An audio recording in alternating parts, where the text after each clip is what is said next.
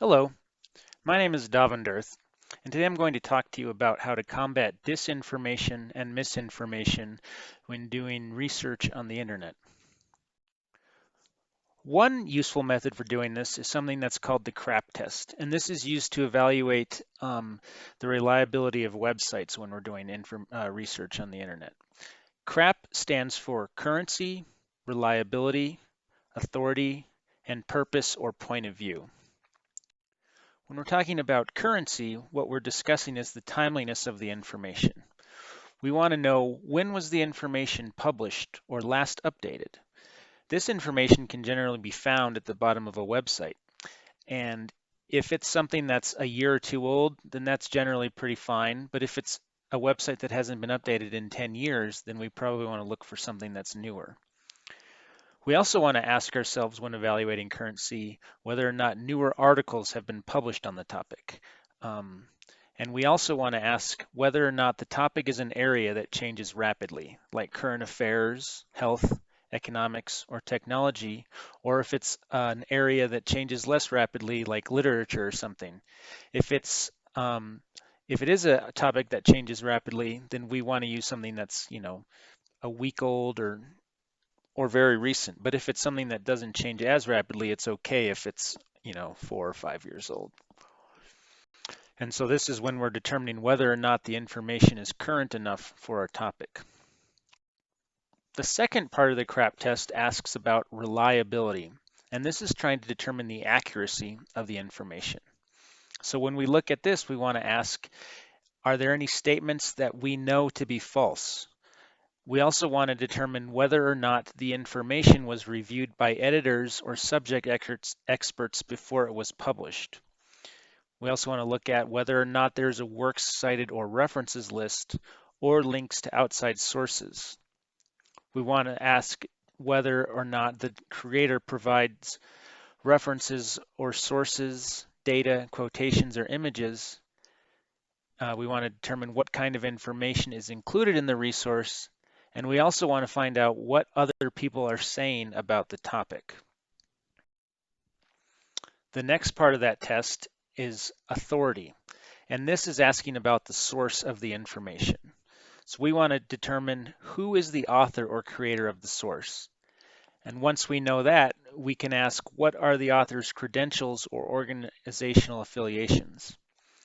Can you find information about the author's background, education, and/or experience? And can you use this information to determine whether or not the author is qualified to write on the topic? We also want to determine who is the publisher, sponsor, or hosting website. Are they reputable? What is the publisher's interest in sharing this information? If we're looking up an article on milk and it's from the Dairy Association, that's going to have different meaning than if it's from a regular reputable news source.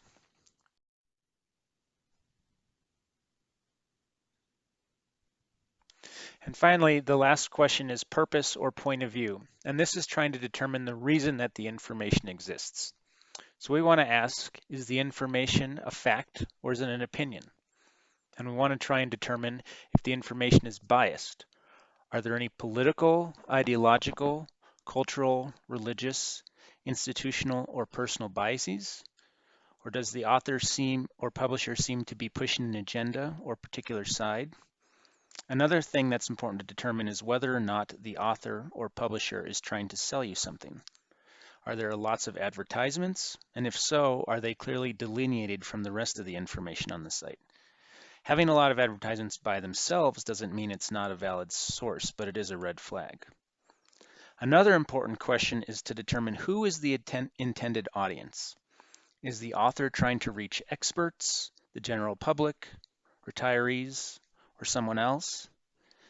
And finally, does this resource require in-depth knowledge for you to understand? So in other words, is this the New York Times, or is this the American Medical Journal or something like that? Because that's going to determine how you can evaluate the information.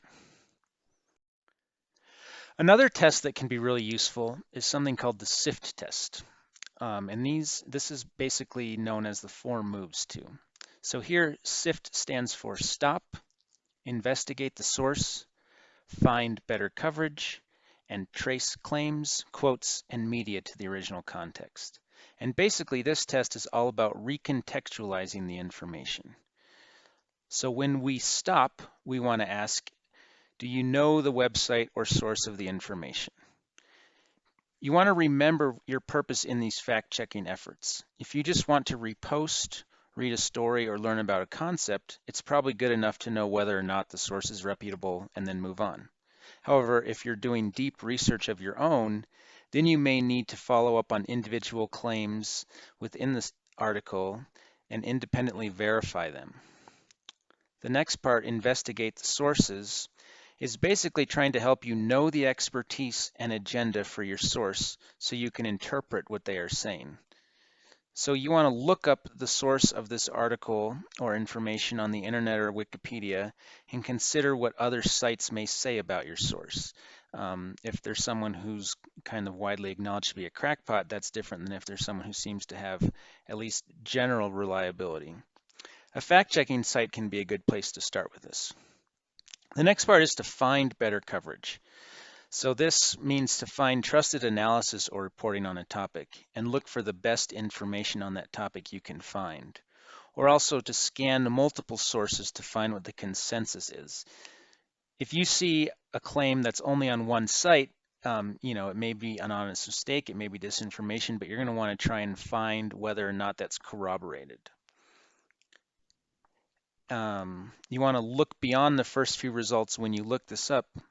And even if you don't agree with the consensus, it will help guide your further investigation. And the next part is to trace back to the original. So this means that you want to trace claims, quotes, and media back to the original source. What was taken from a story, photo, or video, and what happened before or after? Or when you read a research paper that is quoted in a newspaper story, you can ask yourself, was it accurately reported? You want to find the original source basically in order to see the context so you can decide if the source you're looking at is accurately presented or if it's changing what the original information was. So these techniques will show you claims that are, sometimes these techniques will show you claims that are outright wrong or sources that are like legitimately bad actors, quote unquote, who are trying to deceive you. But in the vast majority of cases, they do something else that's just as important, and that is to reestablish the context that the internet so often strips away, which will help you just engage more fruitfully with digital information. Another method that can be used is using journalism's 5 W's and 1 H. And this is basically asking who, what, where, when, why, and how. As you can see, a lot of these are the same questions we've been going over through the other tests, but this is just another method to try and help you remember if none of the other ones jump out at you. So we want to ask, who is the author, publisher, creator? What kind of information is it? Where did you find the information? When was it published? And why was it published? But what we also want to ask is, how is the information accessed? So are there barriers like paywalls that you have to pay for the article or registration, or is it free? Because depending on what the information is and how you access it, these will help you determine whether or not it seems legitimate. Here's an infographic to help you get that same information. Sometimes something like this can be more useful than just seeing it in text. And then these are some other questions you want to ask, and that is, you want to verify facts and images, photos, and videos before you publish. Specifically with deep fakes and being able to edit videos, Photoshop, it's really important to be able to do something like reverse Google searches, and in other ways being able to spot something that's a fake. And here's a list of some sites that can help you do that. It's also important to fact check. Here's some good ones to start with: PolitiFact, factcheck.org. And here's some additional sites you can use, like the American Library Association, International Federation of Library Associations and Institutions, and different libraries at different universities. So thank you very much.